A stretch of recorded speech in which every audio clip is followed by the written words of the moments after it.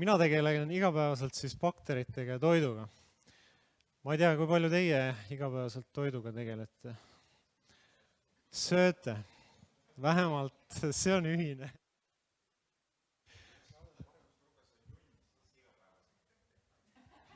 See on bakter. Jaa, me jõuame sinna kohe, kui palju on junnis baktereid, aga okei. Siis ma pean muidugi kohe alguseks küsima, et kui palju te bioloogiat mäletate ja keemiat. Mäletate? Ei mäleta. No kui ma lähen liiga keeruliseks, siis öelge. Igal juhul ma tahaks siis täna teile selgeks teha, kes või mis on mikrobiota, mis on mikrobioom. Samuti, kuidas on siis mikrobiota seotud tervisega ning kuidas saab või miks õigemini peaks toiduga mikrobiomi mõjutama. Ja kuidas siis üldse toitumist võiks jälgida. Siis me peame, kui me jõuame nüüd siin bakteriteni, et bakter on siin nurgas. Teie vaatate seda, siis on paremat kätt. Paremat kätt ja siin teisel pool on selline suur ökosüsteem, milles on siis puud, põõsad, inimesed ja loomad. Me peame vaatama nagu asju tervikuna. Et inimene tegelikult on superorganism, meie geenid pluss siis bakterigeenid, kõik, kes elavad meil siin kas siis nahapinnal, alates suust, ja nii edasi, seedetrakt ja igal pool on tegelikult mikroorganismid. Ja kogu seda kogumit nimetatakse siis mikrobiotat. Kui me vaatame siin seedetrakti mikrobiotat, siis on seedetrakti mikrobiota, kui on naha bakterite kooslus, siis on naha mikrobiota ja mikrobiotas on siis sadu selliseid üksikuid bakterirakke. Ma ei tea, kas mul on siin arvud ka toodud. Ei ole. Kui palju on inimeses üldse baktereid? Ütleme suurusjärkudes siis. Mis numbrid, arvud teile meeldivad? Miljardid. Aga kas see on väike arv või suur arv, kui me bakteritest räägime inimeses? Miljard. Keskmiselt. Miljard on väga väike arv.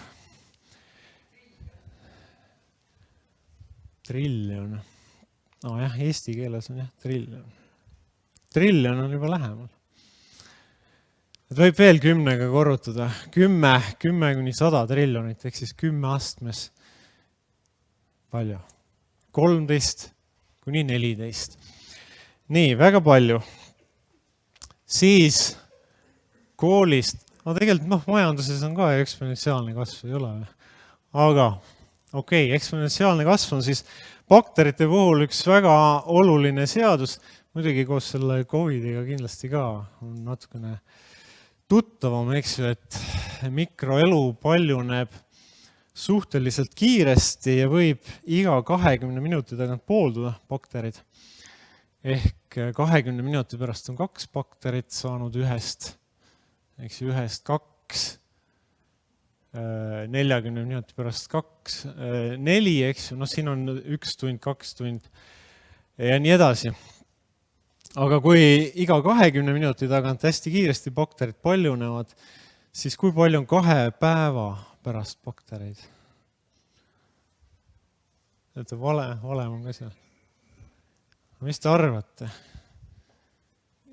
Ütleme, kilod, tonnid, mis ühikud veel on? Kohutavad ühikud. Kuupmeetrid, aga kui palju oleks? Bakteri mass on kui palju?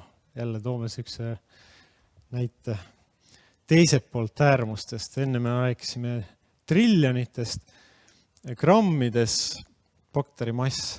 Me peame hästi madalaks minema. Nii väike kui, kas me peame grammi ette panema mikro, nano, piko, nano.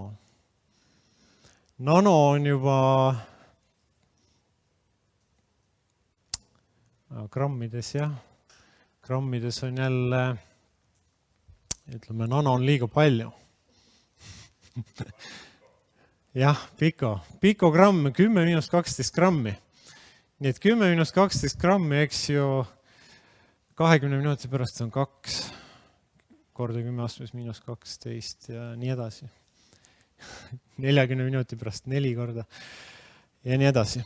Aga 2 päeva pärast on maakera mass bakterid.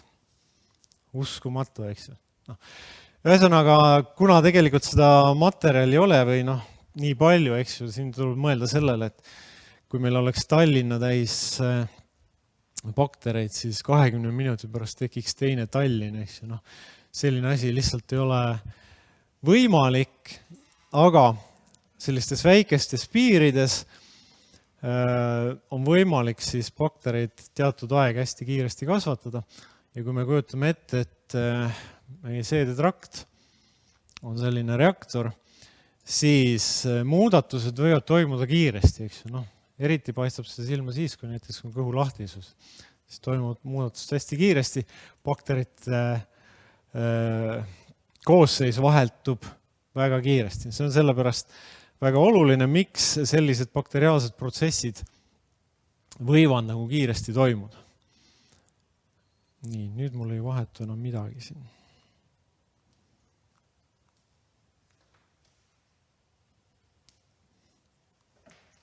Patareid said vist läbi. Nüüd elustus taas. Ja siin siis väike pildike, näete, selline 1 või mõne millimeetrine koloonia siukse tassi peal sisaldub siis tegelikult siin tuleb see miljard bakterit. Niisugune väike täpik. Meie sees on siis 100 grammides kuskil, 100 grammi ütleme, suurusjärk 100 või mõnisada grammi baktereid jämesooles. Nii. Ja kui me hakkame vaatama, et sööme iga päev, kui palju me siis baktereid nagu ära sööme, toidus võib olla, kui me sööme konservi, konservis on 0 bakterit, kui me sööme jogurtit, hapukapsast, sööte ei söö, siis seal on juba miljard, isegi rohkem, võib ka 10 miljardit olla. Et 10 astmes 10 bakterit sööme ära. Iga päev, samas, eks ju, nagu ma ennist ütlesin, et bakterite arv jämesooles on endiselt 1000 korda suurem. Siis, mis veel on nagu oluline? Jah. Et üldiselt me tänapäeval sööme siin läänemaailmas vähe nii-öelda elusat toitu. Elus tähendab seda, mis on hapendatud hapukapsas või hapukurk, mitte äädika konservkurk, vaid päris hapendatud kurk. Seda ollust siin kujutate ette, mis on siuke mingi seen. Pärm juba kõlas. Keefir, jah, piimaseen või keefiriseen, ükskõik kuidas seda kutsuda. Täiesti elus kraam. Lisaks pärmile, õigemini põhimassi moodustavad siin jällegi bakterid. Selle veniva karkassi teevad ka bakterid. No muidugi erinevad piimatooted, aga ka päris hulk. Teraviljatooted on ju ka hapendad, eks. Mida?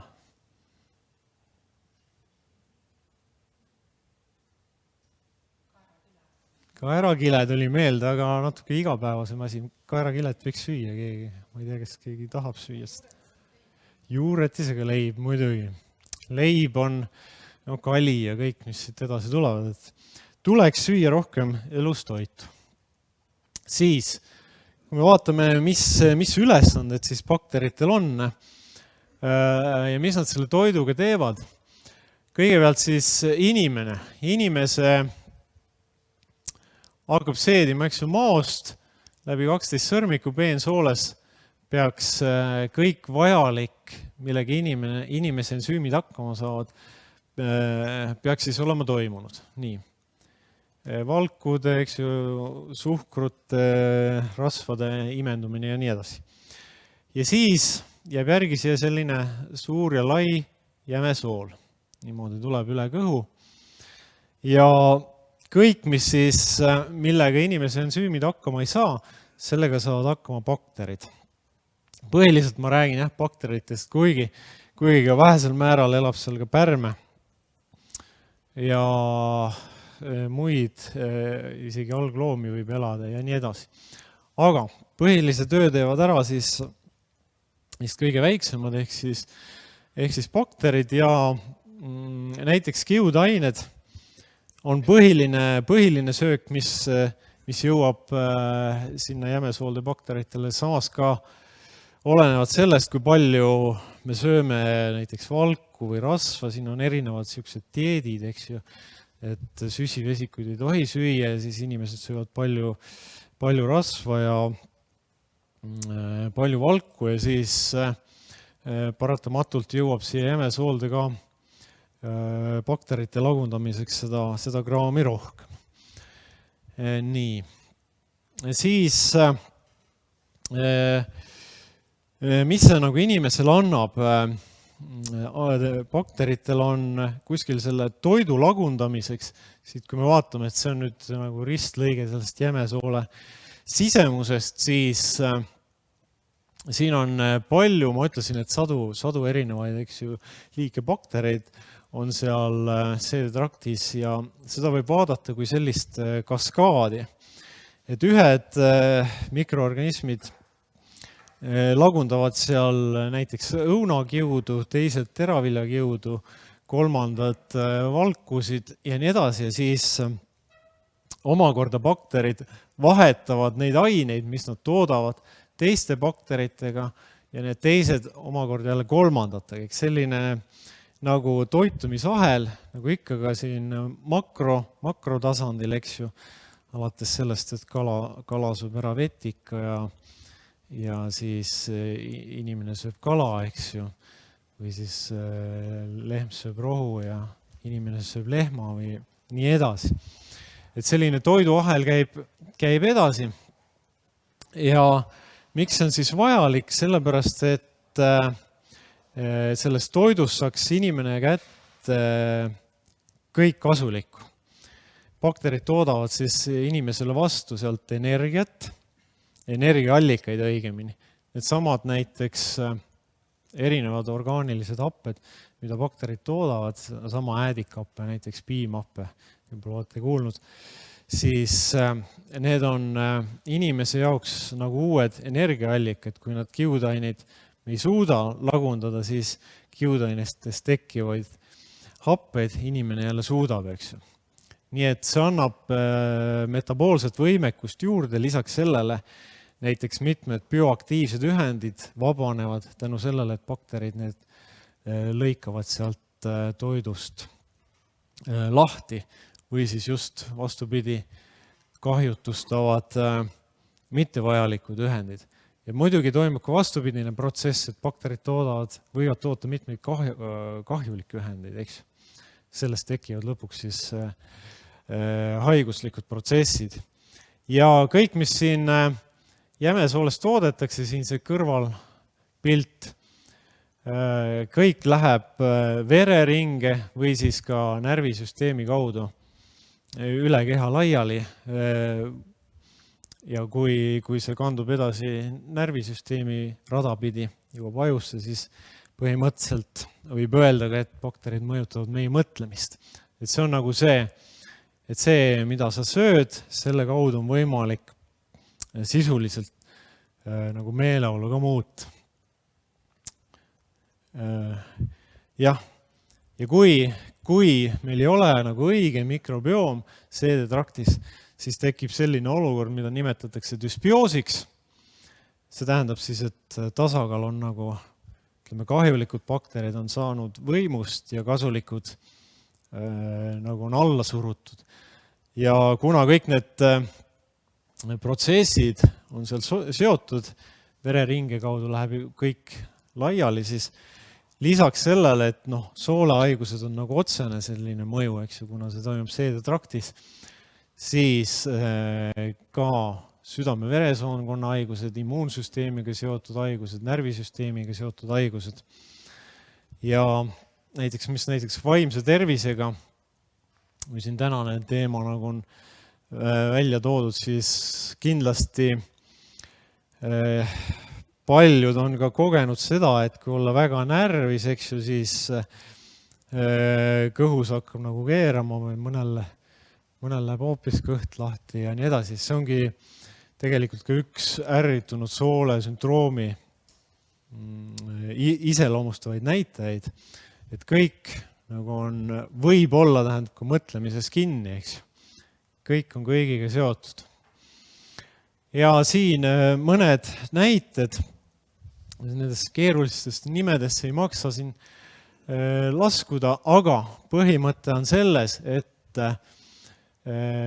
näiteks mis just depressiooniga võib juhtuda, on see, et kasulike bakterite hulgad, siin on nimed ka, aga need on ladinakeelsed nimed. Tore, kui te neid teate, aga see ei ole oluline praeguses mõttes neid meelde jätta, aga mõte on siis selles, et kui nende kasulike bakterite hulgad vähenevad, siis jääb näiteks nende samade kiudainete lagundamine jääb puudulikuks ja sellest meile kasulikke ühendeid tekib vähem, mille tõttu ka siis kõik see hormonaalne süsteem, immuunsüsteem nõrgeneb. Eks ju, see on nagu see rada, mis toimub siis läbi erinevate etappide. Üks osa siis sellest on, et peab toimuma ka õige ainevahetus jämesooles läbi bakterit, et see on nagu see mõte. Ja lisaks sellele, nüüd me jõuame selleni, et kuidas siis neid, kui on tasakaalust väljas, näiteks mikrobioom, teete sellise analüüsi, saate tulemuse, et mikrobioom on tasakaalust väljas, siis millised tegurid mõjutavad meie seedetraktis toimuvat protsess? Loomulikult kõik see, mis on ka meil ümberringi siin, elustiil, kas me istume või liigume, elame metsas või maal või linnas, tahtsin öelda, siis loomulikult toit, millest ma kohe hakkan pikemalt rääkima, aga ka terve rida selliseid hügieeniga seotud asju, antibiootikumid näiteks ja erinevad haigused. Hügieeniga seoses siin koroonaga on ju kõik, tuleb nagu teha steriilseks. Ühelt poolt on täiesti õige, teiselt poolt see tuleb aru saada ka sellest, et igasuguse steriliseerimisega, puhastamisega me hävitame ka kõike head, eks. Et puhastamine peaks olema selektiivne. See kehtib ka bakterite kohta. Et antibiootikumi ravi on ju väga kasulik, kui me suudame selle antibiootikumiga vaenlase hävitada, samas kui me selle vaenlasega hävitame ka terve armee kasulikke baktereid, siis lõpuks tuleb see tagasi meile sellega, et tekivad uued haigused.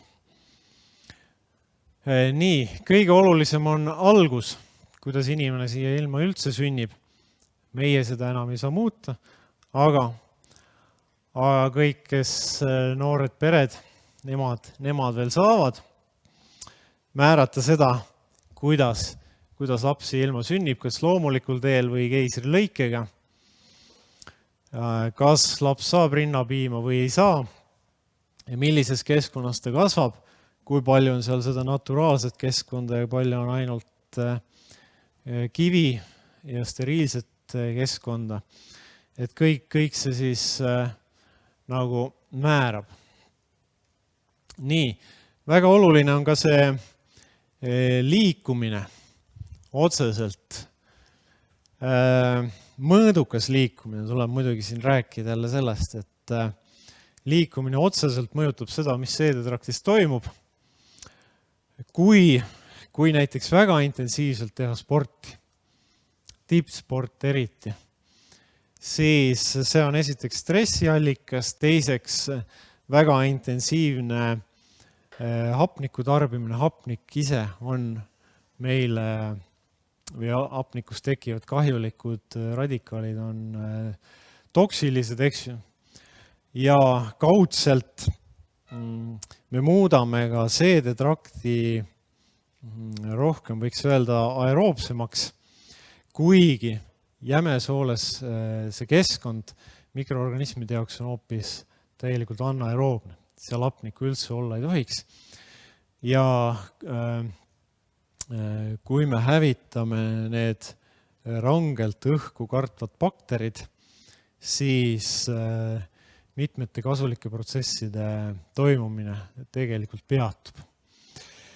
Ja eeskätt on just see siis seotud näiteks immuunsüsteemiga, mistõttu mõõdukas spordi tegemine on väga hea.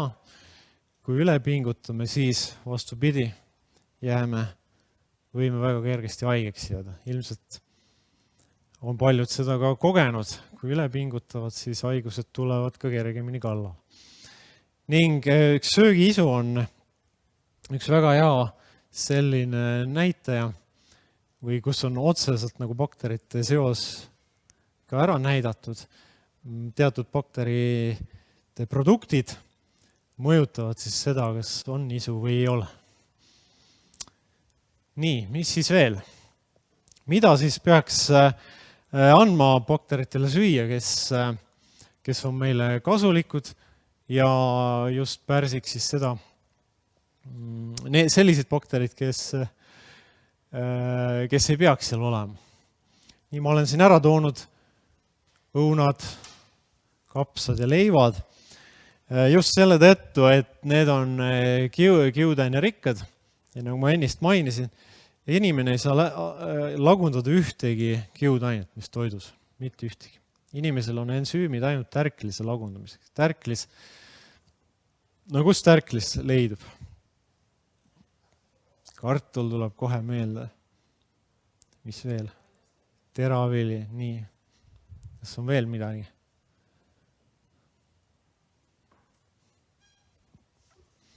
Mõned juurikad või Eestis need ei ole, aga lõunamaades seal need tärkliserikkad igasugused juurikad peale mugul viljad. Aga jah, ühesõnaga, meie toit on muutunud nagu ühekülgsemaks, siis millest see tuleb? Eks kunagi olid meie esivanemad korilased, metsast korjasid seda, mida kätte said, küttisid seda, keda kätte said. Ja kõik oli nagu mitmekesine. Siis, kui tuli agraarmajandus või põllumajandus olukord, siis õpiti kasvatama teatud kultuur, eks. Juba läks nagu asi ühekülgsemaks. Ja nüüd jõuame siia tänapäeva. Me lisaks sellele, et kasvatame üksikuid kultuure põllu peal, lisaks sellele, mis me teeme hästi kaua säilivaid toiduaineid, mis tähendab seda, et me peame nagu puhastama neid ja hävitama kõik selle elu, et see toit kaua seisaks.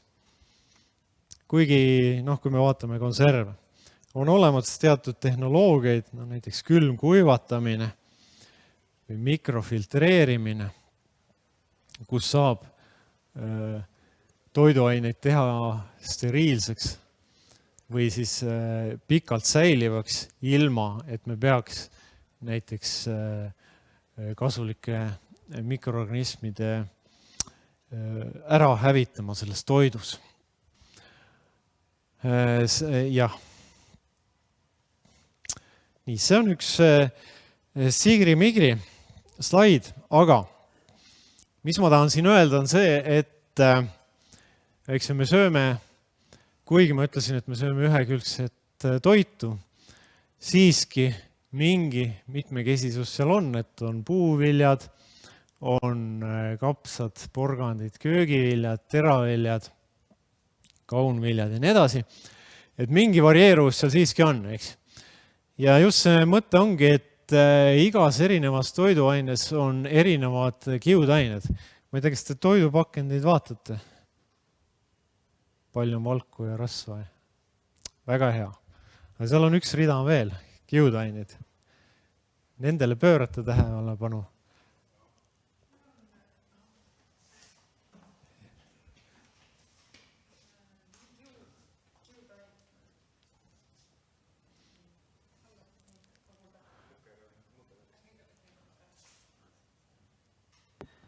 Nii, mul on kiudainetega seoses küsimus. Ma kuskilt kuulsin seda, et okei, sul on mingi kogus kiudainet, mis sa pead sööma, et on tervislik, aga kui sa sööd liiga palju, siis see on juba halb. Aga mis on see piir, kas peab nagu ise teadma, jälgima? Sinna me jõuame kohe. Okay. Aga väga hea. See ongi jah see, et kunagi, ütleme, bioloogias või ükskõik, ma arvan ka teistes valdkondades, toiduvaldkonnas, kunagi ei ole, ükski äärmus ei ole hea, vähe, palju, alati peab olema kuskil keskel. Jah, aga enne, ma vähemalt tahtsin algul öelda seda, et on see kiudainete rida seal toidupakenditel. See on üks nimetus 5 grammi 100 grammi kohta. 1 gramm 100 grammi kohta. Kui siiamaani pole vaadanud, siis vaadake. Aga me jõuame ka sinna natukene hiljem. Aga ma tahan lihtsalt öelda seda, et kiudaineid on terve rodu, isegi mitu sada. Ma tõin siin ära niisugused suuremad grupid, on siin pildil toodud. Aga mõte ongi selles, et nii nagu on vitamiine, eks ju, vitamiine te teate erinevaid. A, tähestik, eks ju, A, B, C ja nii edasi, D, E, F. Aga samamoodi on kiudainete puhul ja igal kiudainel on oma ülesanne, et toetada erinevate bakterite kasvu. Et kui sööte õuna, saate pektiini, näete sealt, sööte õuna, saate pektiini, toetate teatud bakterite kasvu, kes näiteks toodavad teile kasulikku võihapet. Teiselt poolt sööte jälle siin rukkist, selles on palju fruktaane, toetate teiselt poolt näiteks immuunsüsteemi toetavaid baktereid. Nii, et see on nagu see mõte, et tuleb erinevaid toiduaineid süüa, nagu ikka räägitakse, aga seda on võimalik ka paljus detailsemalt või täpsemalt mõjutada.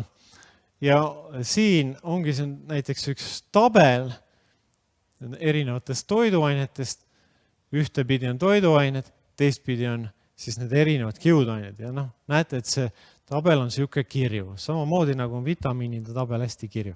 Et see on nagu see mõte, miks, ma söön nüüd kiudaineid, ma pean sööma 30 grammi, nüüd ma otsin siit välja, kapsas, söön siis nii palju või rukkis siin, söön nii palju ja kõik.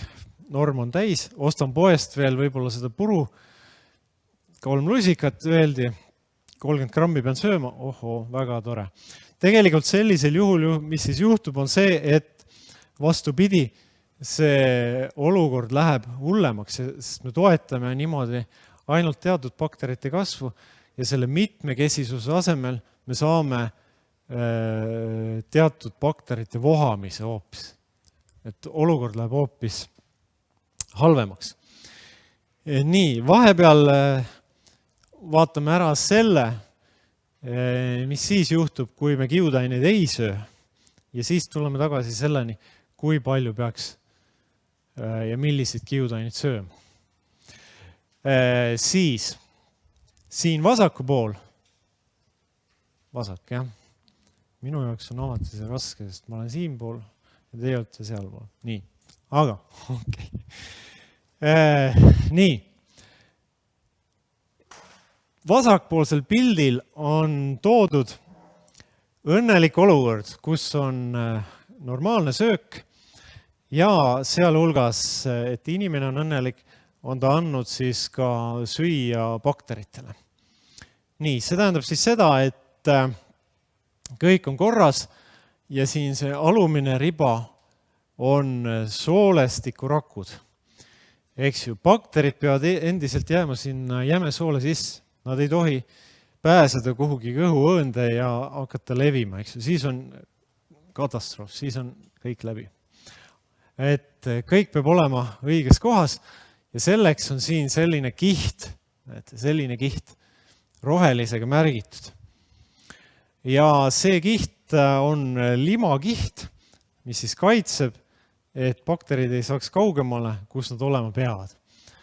Ja kui sööme ilusti normaalset sööki, siis selline olukord ka on.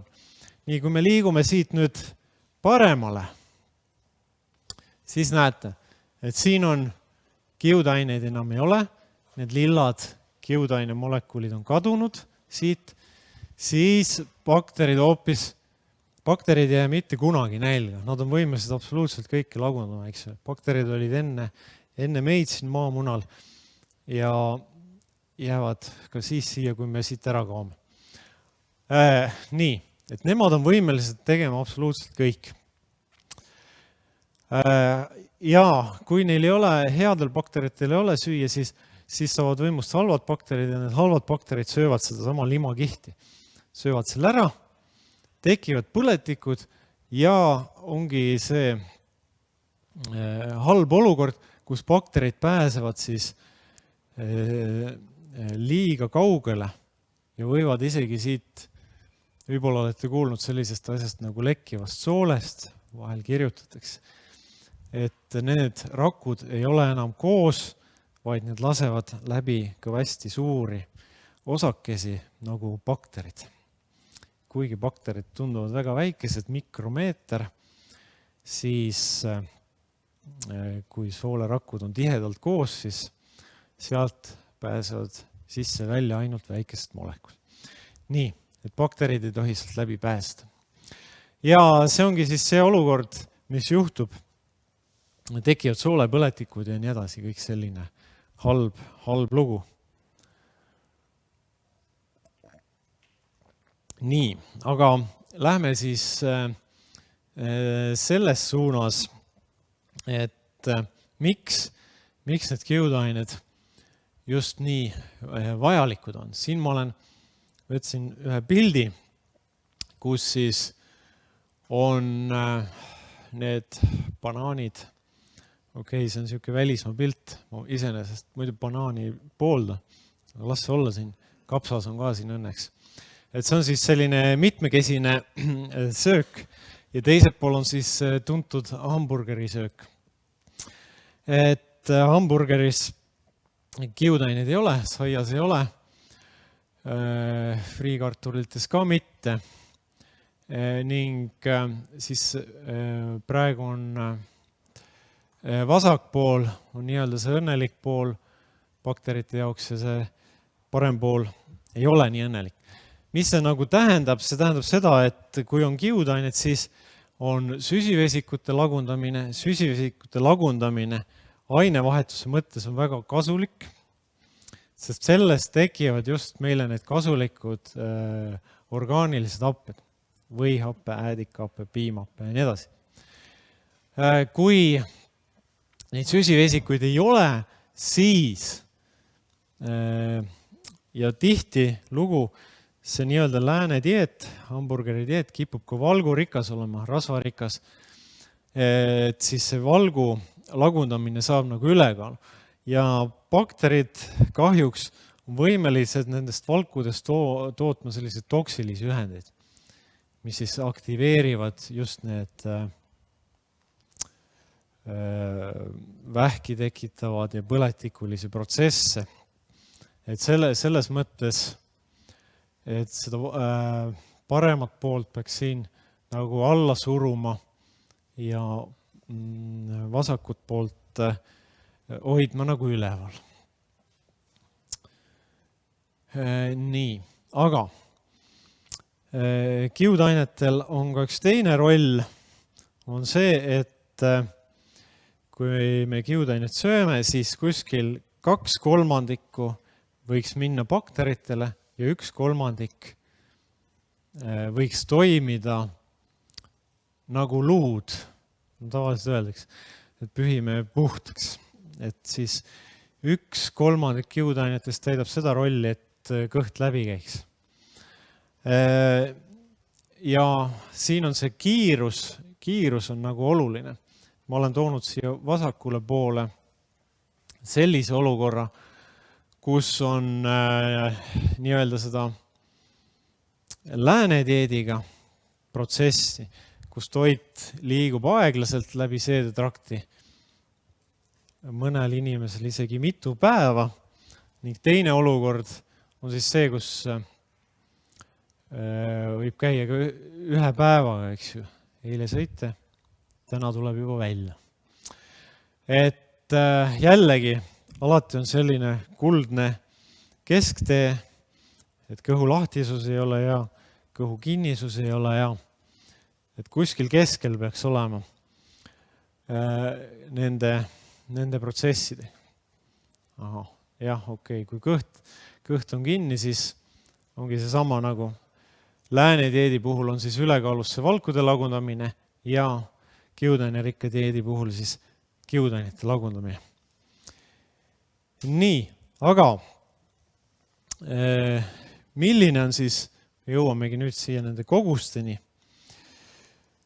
30–40 grammi. Et kuidas siis toetada seda, et me oleks hea tervise juures ja suudaks ka rõõmu tunda, kuidas öelda. Et praegused toitumissoovitused soovitavad 25–35 Põhjamaades. Ma tean, et uued suunad on sinna, et seda suurendada.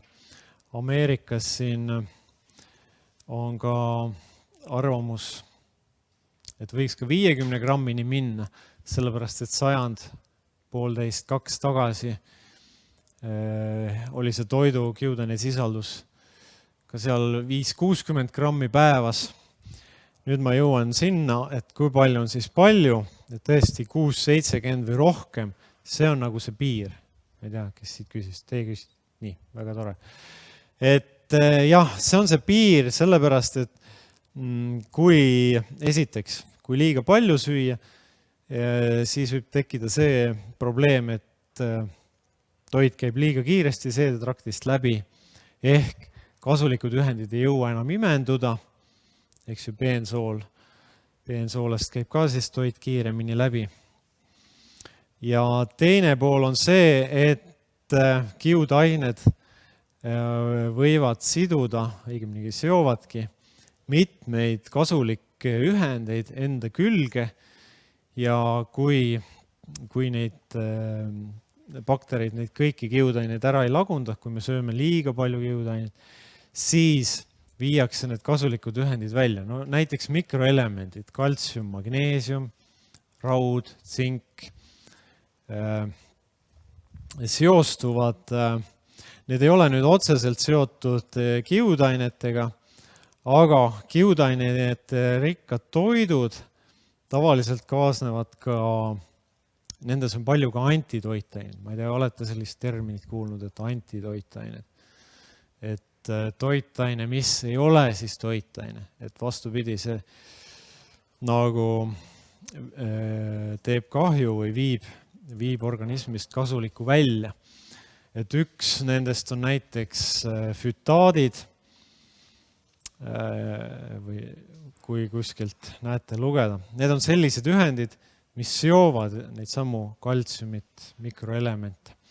Et sellepärast ei maksa ka liiga palju üle pingutada ja näiteks lusikaga nisukliisid või rukkikliisid ärge sööge ja poest, kui tahate osta kiudaine segusid apteekides ja ka tavalistes toidu nendes lettides müüakse ju igasuguseid kiudainesegusid, võite lusikaga osta, aga seal peab olema siis väga ettevaatlik, et sellega üle ei pingut. Siis väga oluline näitaja on siin suhkrud versus kiudained. Et mul tuleb kohe see tabel, aga siis jõuame sinna tagasi. Miks ma siin, võib-olla tasub meelde jätta, 1:1, kohe ma jõuan nende näidete juurde, miks see on oluline. Ja siis on väga oluline on rasvasisaldus. Ja millist rasva ka süüa, see on nagu teine küsimus.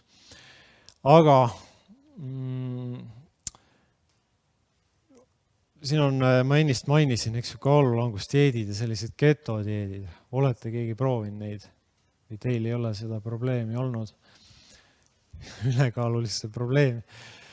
Et ketodieedis, näiteks 70% saab rasvast. Aga rasva lagundamiseks läheb vaja, organism toodab sappi, eks ju. Sapphappede kontsentratsioon rasvase toidu korral on kõrge ja sapphapped on väga antimikroopsed, et hävitavad mikroorganism. See on tegelikult ka seedetrakti üks ülesanne, eks ju, sappi eritumine tuleb 12 sõrmikusse, et kõik patogeenid peaksid hävinema mao ja 12 sõrmiku läbimisel. 12 sõrmik ehk siis sapphapped on selline koht, kus siis enamik baktereid peaksid hävinema. Aga samas, kui see kontsentratsioon on liiga kõrge, siis ka need seedetraktis elavad bakterid kannatavad selle all. Ja me võime niimoodi jääda kasulikest kiudaine lagundajatest ilma. Et siin Euroopa populatsioonis näiteks ongi mitmed liigid oluliselt vähenenud võrreldes nende küttkorilaste või siis maal elavate hõimudega. Nii, kiudainerikkad toidud. Mis on siis mis? Kaunviljad, teraviljad, puuviljad, köögiviljad, ka pähklid. Ma ütlen siin, et ka pähklid. Pähklites siiski suhteliselt on vähe kiudainet, kuna selline on kontsentreerunud rasvad ja valgud. Aga mis on nagu selline oluline võti, näiteks kui tahate tervislikult toituda, siis arvutage kokku kiudained. Paar näidet ka pärast poole.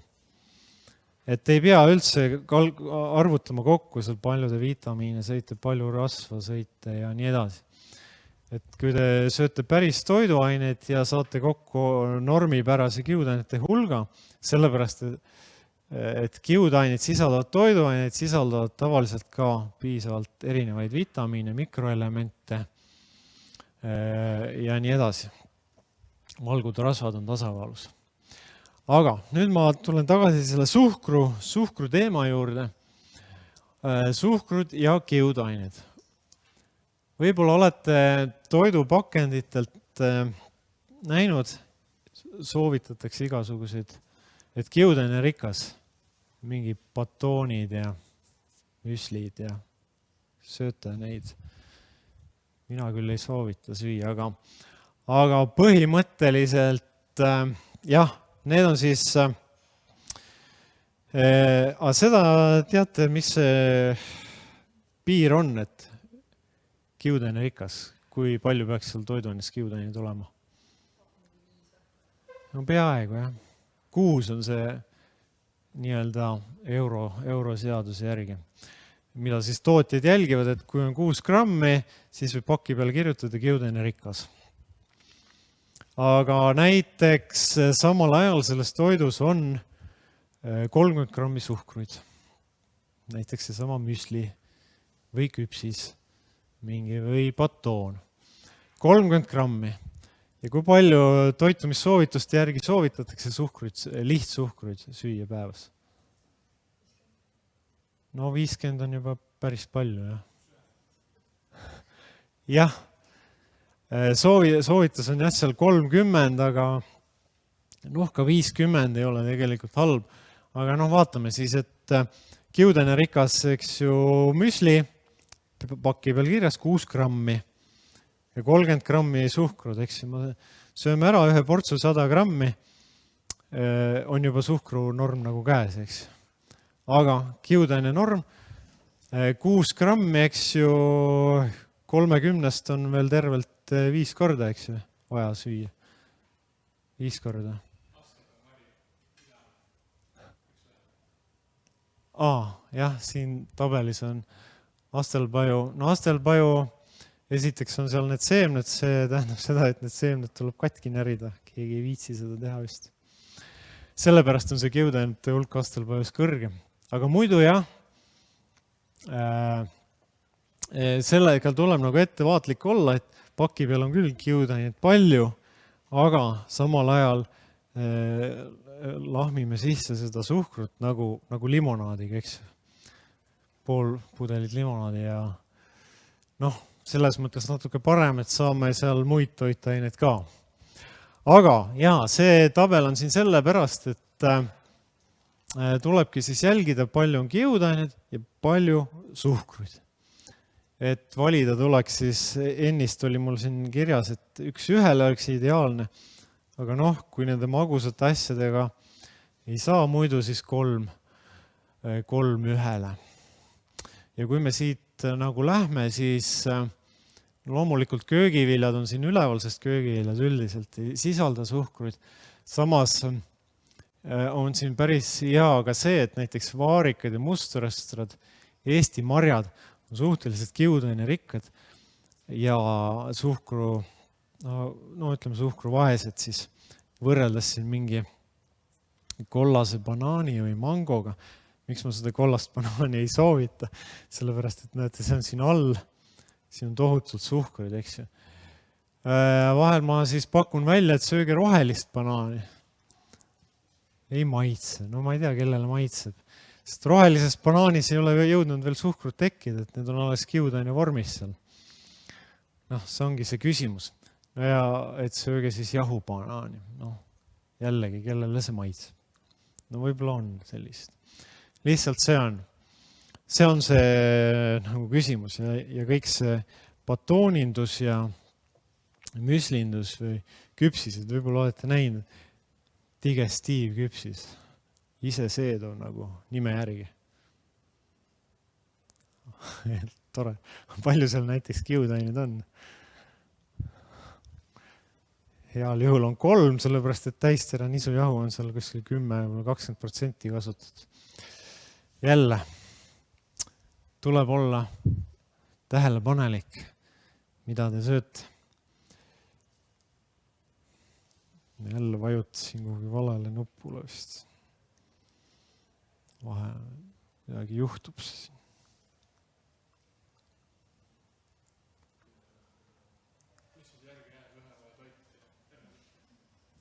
Mis järgi jääb või? Ühepäevatoit ja hernesupp. Ei, ühepäevatoit on väga hea. Ei, puuvilju või ikka, ega õunad on ka, Eesti õunad on väga head. Eesti õunad ma toon selle ka, et sööge niisugused väiksed Eesti õunu.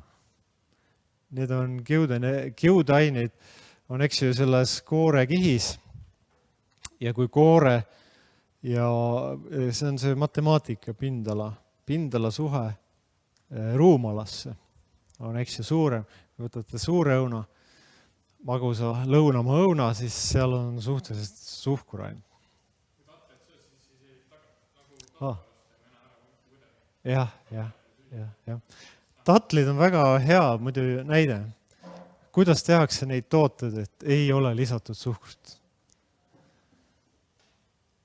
Mõeldud on siin selles, et seda kotis olevat lauasuhkrut ei panda. Ei ole lisatud suhkrut.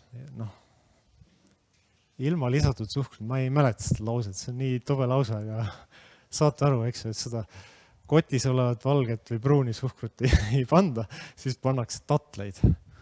Tatlites on 80% suhkruid või 70%. 70% suhkur. Et vahetame suhkruga, no mis vahet seal on, tatlisuhkur või mis tahes muu suhkur. Suhkur on ikka suhkur. Et kogu see värk ka veel sinna otsa. Et milleks? See on tuttav. Siuke pilt. Püramiid on nagu raske, eks ju, noh. Kolmnurkse taldriku peaks tegema. Aga moodsates restoranides on ka kolmnurksed. Ma ei tea, kas seal toitu kolmnurkselt serveeritakse. Et siis mõõdate ära, et mitu sentimeetrit on liha jaoks ja teraviljaks. Aga see taldrik on vist natuke parem, jah. Et pool on köögivili. Veerand on mis? Tärkliserikkad toidud, seal hulgas kartul. Nii, ja siis veerandik on valguallikad. Liha, kala, oad. Noh, päris raske, eks ju, kui klassikaline, milline klassikaline taldrik Eestis? Jah. Ja võib-olla heal juhul lusikas salatit pannaks. No vaat, siin ongi see, et kui selle saaks korda, siis haigekassa kulud oleks ka oluliselt väiksemad. Kui suured on haigekassa kulud? Heaolu ühiskonna haigustele.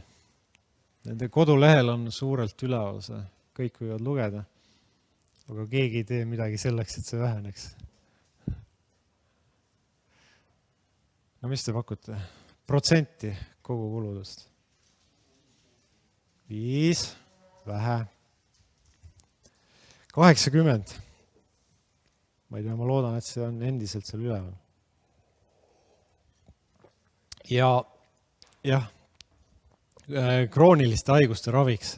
Põhimõtteliselt julgelt kolmandik tuleb sellest, et toitumine on paigast ära. No sealt edasi tulevad, eks ju, et liikumine ja istumine ja siis stress ja kõik edasi otsa. Aga julgelt kolmandik võib panna sellest toiduarvele. Ja sealt tuleb see teine number, mis on kohe avalehel seal, haigekassa avalehel. Ja see on, keegi vaatab juba, mis number see on. Seal on, kuidas see on, 6 miljonit üle kilo Eestis. Ehk keskmiselt siis elaniku kohta, eks ju, tuleb kuskil 5 lisakilo, arvestades ka imikuid, kes ei kaalugi 5 kilo. Ja nii edasi. Vaat, sellised arvud saaks toiduga väga palju paremaks. Aga noh, ma näen, et teil seda probleemi siin saalis istujatel vähemalt ei ole. On. Suur vahe on. Selleks tulebki süüa erinevalt. No näiteks karoteeni omastamiseks on hea, kui seda keeta. A-vitamiini eelühend, siis näiteks porgandid. Samas, eks ju, kui me toorelt sööme, siis jälle see sooleperistaltika on parem ja köögivilju, kui me siin räägime. Et erinevatel ainetel on erinevad mõjud.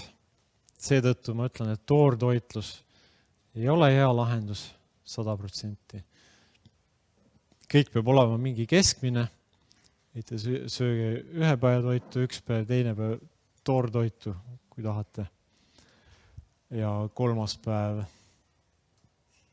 Tegelikult võite iga päev ka süüa. Ei keel. Mis on reaalne olukord on see, et meil pidevalt endiselt, mul on siin 2 aastat vanad andmed veel, see aasta me ei ole uuendanud seda, aga endiselt, eks ju, saia toodang kasvas, kus need saiakesed, 2 alumist siin, magusate saiakeste osa isegi 3 korda on kasvanud. 20, see graafik on 20 aasta kohta siis Eesti aeg, uus Eesti aeg. Ja endiselt rukkileib langeb. Hapendatud rukkileib praktiliselt ära kadunud. Kiirhapendust ikka endiselt tehakse, aga sellist vanaaegset klassikalist 24 tundi kääritamist leiab ainult eri kohtadest. Aga hapendatud leib on omastamise mõttes väga oluline. Sedasama antitoitained näiteks, millest ma rääkisin. Antitoitainete sisaldus on hapendatud leivas madalam. Ja ka gluteeni probleem võib olla parem, sest bakterid võivad alustada selle lagundamisega juba selle kääritusprotsessi käigus. Seega praegune pilt on eks ju selline, et lihatooted, rasv, suhkur voolab üle selle püramiidi vulkaanina ja mis siis ette võtma peaks?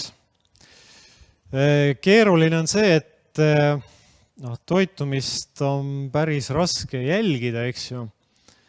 Keegi ei viitsi seda teha. Aga tavaliselt see probleem sellest algab, et inimesel tuleb öelda, et ta peab oma toitumist muutma. Näiteks tal on mingi probleem, on see siis ülekaalulisus või mingid põletikulised protsessid või midagi iganes. Siis tavaliselt on vastus selline, et jah, ma ikka söön, et küsid siis, kui palju sa nüüd sööd õuna või porgandit. No ma ei tea, ühe porgandi võib-olla söön päevas. Palju on soovitus? Köögivilja. Mäletate Tai reklaami? 5 peotäid vähemalt, näete, on midagi meeles. Reklaam oli 5 aastat tagasi. Võib-olla rohkem. Eks ju, et ongi, väga raske on nagu hinnata näiteks koguseid. Kuidas te hindate klaas, näete, kui palju siia mahub vett? 150. No 150 ma arvan kindlasti, jah. Isegi klaasi paneks ära siit. Klaas on 200. No vaat, palju kaalub üks Eesti õun selline? 200 on ikka päris suur õun juba. Pigem 70 või 100 maksimum. No jah, Antonovkaid on ka meil. Antonovkad on suured. Õun on täis mida? Jaa, 100 grammi. No tegelikult see peotäis ongi 100 grammi. 100 grammi, ütleme, ma ei tea, seal 3 supilusikatäit, sihukest salatit. Ja. Et kui osta muidugi väike pakendis asju, eks ju, salati karp on 200 grammi ja 500 grammi ja kilo, eks ju, siis tekib see tunnetus, aga näiteks selline lihalõik 10-sendise diameetriga. Mis need on? 1,5 senti paks. Palju kaalub? 300. Toore. Aga ütleme küpselt. Isegi seal suurt vahet ei ole, see tõmbab kokku, aga ütleme küpselt. Küpselt see 10, 1,5 senti. 50. 150. Nii, mis me selleks tegema peame? PR ruutkorda paksus. Diameeter on 5, 5 korda 5, pi on 3, 75 korda 1,5, üle 100 natuke. Sihuke matemaatika peaks seal taga käima, mida on väga raske teha. Ja kui sööte ühe päeva toitu, ongi, siis peate mõtlema, palju seal on kartulit, porgandit, kapsast, liha, eks. Mõtteloogika on nagu selline. Tavaliselt, kui on igasugused toitumisprogrammid, ma ei tea, kas olete neid kasutanud, Nutridata, mingisugused fitness äpid.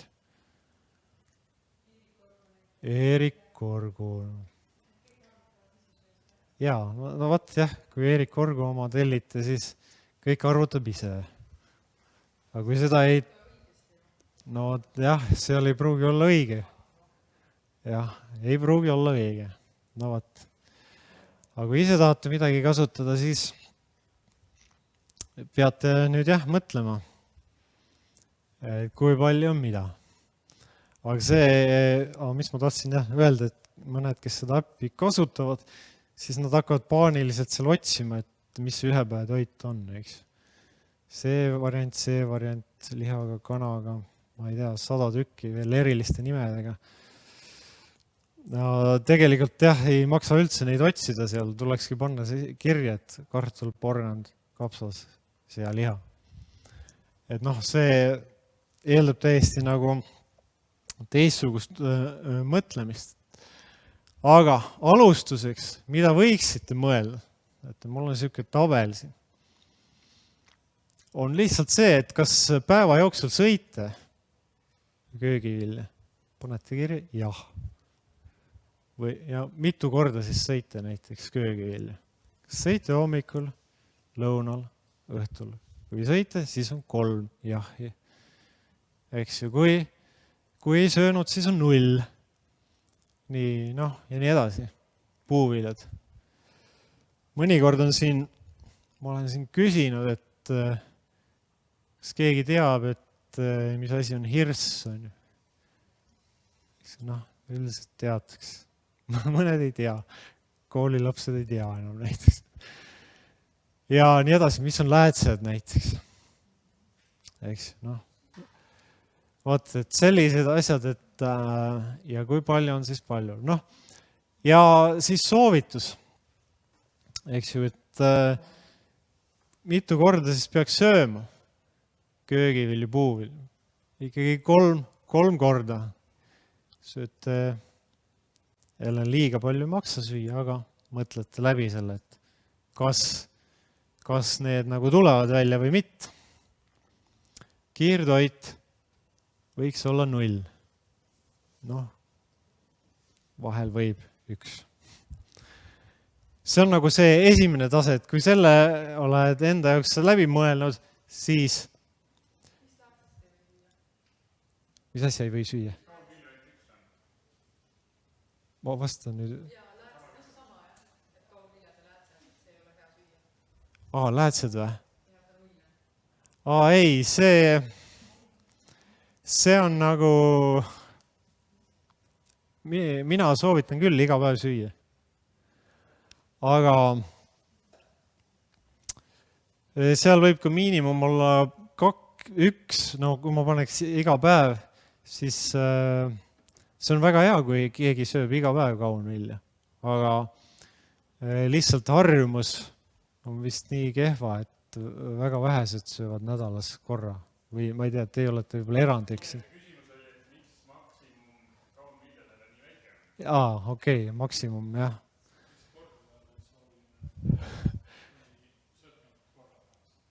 No jah.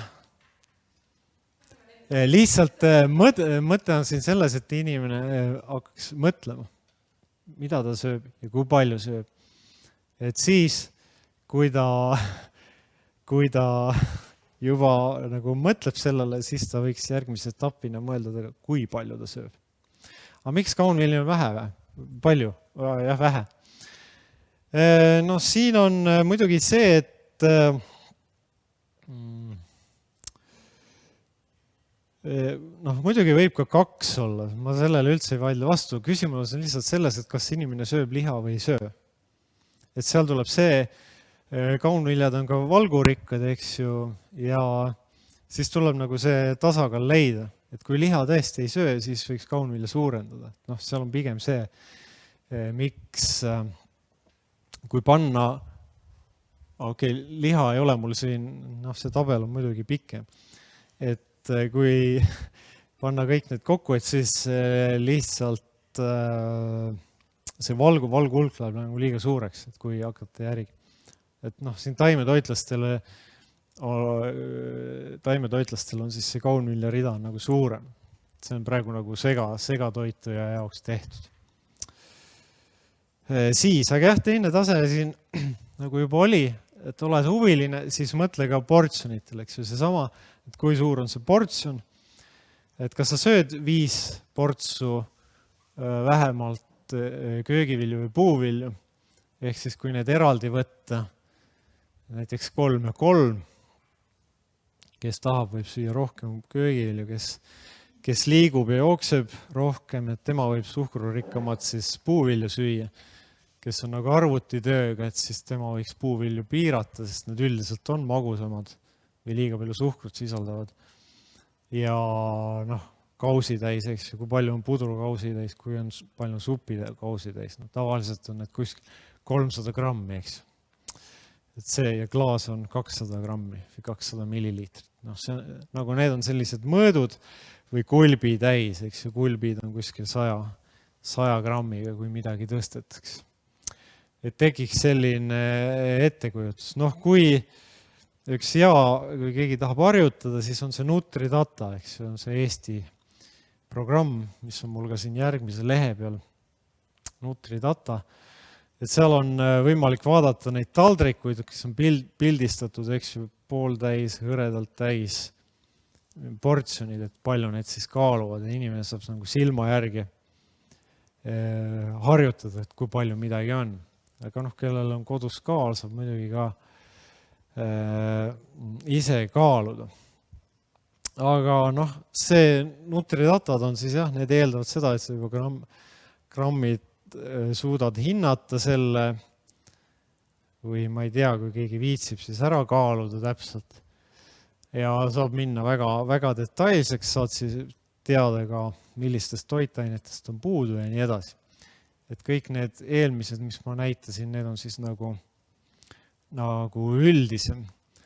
Ja päris alguses ma rääkisin sellest, et eks ju, kui kiudaineid arvutate kokku 30 grammi, siis eeldatavalt olete te ka oma toitumisega normis, kui te sööte päris toiduaineid. Ma mõtlen õuna, kartulit, leiba. Mitte ei kühvelda kiudaineid kokku mingite purudega. Et sellisel juhul, kui kiudainet saate paika, siis peakski ülejäänud asjad olema üldiselt paigas. Et päris toitu. Nii. Vaatan, et siin on veel midagi või ei ole. Toidupakendid, nendest ma olen küll nüüd juba rääkinud ja ma olen aru saanud, et te ka loete neid või ei loe, aga okei, mõned vähemalt loevad, siis eks ju suhkrutest, kiudainetest rääkisime, energiatihedus on üks asi. Et kui te loete, eks ju, siis need järjekord peaks olema kahanevas järjekorras. Noh, näiteks sepik ostate, siis täistera nisujahu peaks olema esikohal ja sool viimasel kohal. Aga jah, energiatihedus, mis see siis tähendab? Või toitainete tihedus. Mida rohkem erinevaid toitaineid, vitamiine, mikroelemente, erinevat tüüpi rasvad ja nii edasi, et seda siis täiuslikum, eks ju, toit. Et toiduõli näiteks maksimaalse energiatihedusega sellest rohkem energiat ei saa kuskilt leida, ehk rasv, puhas rasv, eks ju, aga toitainete väärtus nagu väga ühekülg, noh, mõned vitamiinid ja nii edasi, et see on nagu see mõte või siis miks friikartul või hamburger on halb, et seal ongi, et kõik on ära puhastatud, rafineeritud, puhas nagu tärklis, rasv, valgud, et vitamiinid, mikroelemente seal ei ole, et see on nagu antioksüdant ei ole, eks ju, ja et seetõttu siis nagu energiat on palju, aga toitainete tihedus on väike. Nii, ma kogu aeg suudan siin vajutada ühte nuppu, mis ei lähe edasi. Lisaained huvitavad teid või? Jälgite seda toidupakilt? Mõned jälgivad. Aga peaks neid jälgima. Miks? Mul on ka siin värviliselt toodud. Need on ainult siis need numbrid. Rohelised on mul siin sellised, et mis eksisteerivad juba sajandeid meie toidus või lausa meie organismis sünteesitakse. Näiteks E260 äädikhappe, E270 piimhappe. See on nagu kõik selline, mis on eksisteerinud juba ammu ja me oleme sellega harjunud. Ja siis seal punasega ma olen toonud ära need, mis on siis väga kunstlik. Nende roll on küsitav ja mõnedele on juba pandud ka negatiivsed märgid külge. No, näiteks asovärvained põhjustavad hüperaktiivsust siin ja nii edasi. Et noh, sellised. Aga pakendite peal, miks ainult numbritest ei piisa? Tootja võib kirjutada sellega lihtsalt sõnaga. Et te vaatate, et ühtegi E-ainet ei ole, siis tegelikult see ei tähenda, et seal ei ole E-aineid. Et see peate siis ka tähelepanu.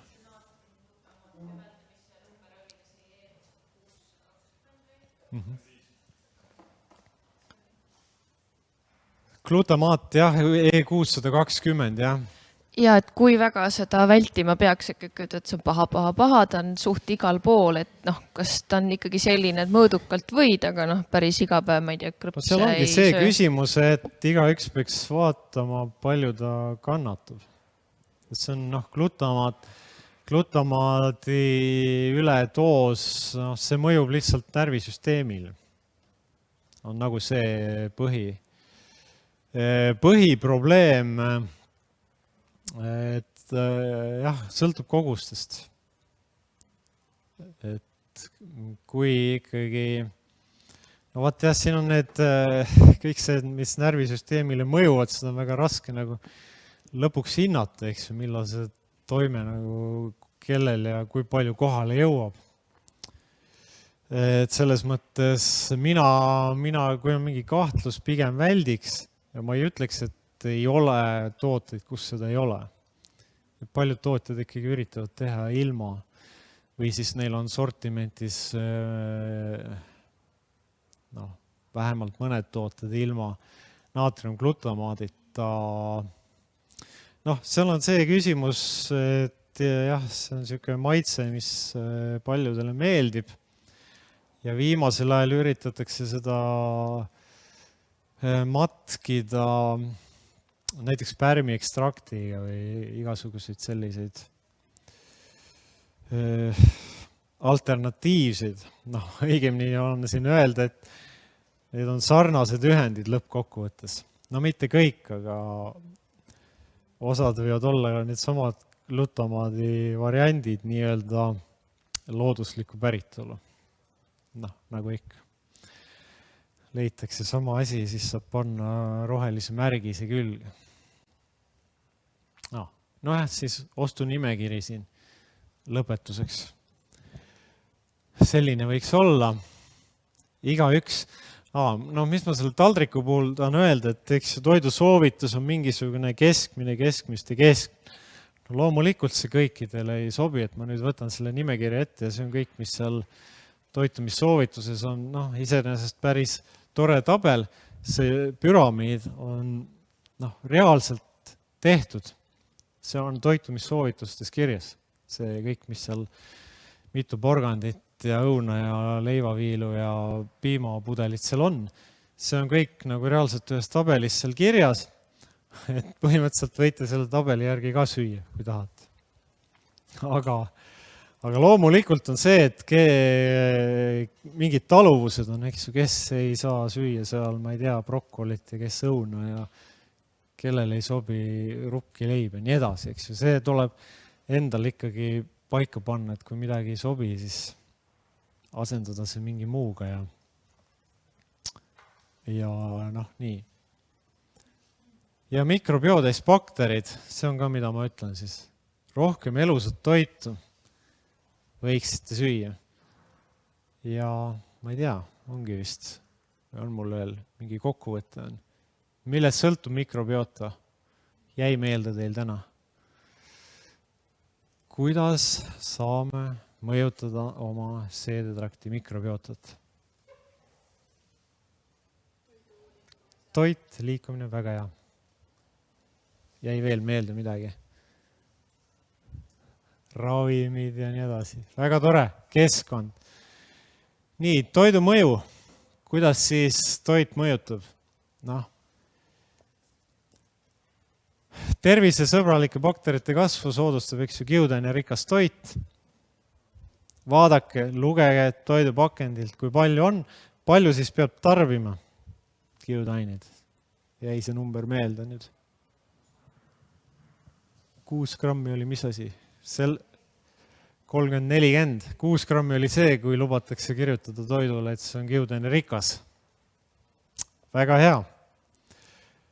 Ja, mõelge, keda te söödate. Tavaliselt me mõtleme iseendale, aga me ei ole üksi. Väga hea, et me ei ole üksi. Inimene saab elada ilma bakteriteta, aga kuidas?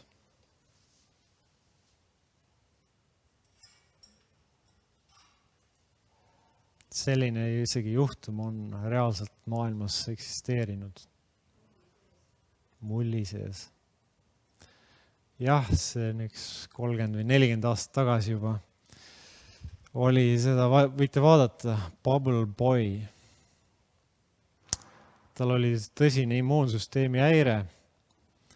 Ja sisuliselt ta ei saanud muud moodi eksisteerida, kui siis läbi siuke kamber oli talle ehitatud ja toideti läbi luukide. Täpselt samamoodi, nagu meie praegu teeme katseid nende seedetrakti bakteritega, kes hapnikku üldse ei talu. Me töötame ka nii-öelda kinda boksis, kus hapnikku ei ole ja kõik, mis sinna kambrisse pannakse läbi lüüsi, eks ju kõik. Ja niimoodi tõesti see üks poiss sai elada, aga midagi seal juhtus vist, ta oli 14-aastane. Siis oli nagu kõik. Jah, sööge rohkem, jah. Bakterid ja siis tänan kuulamast.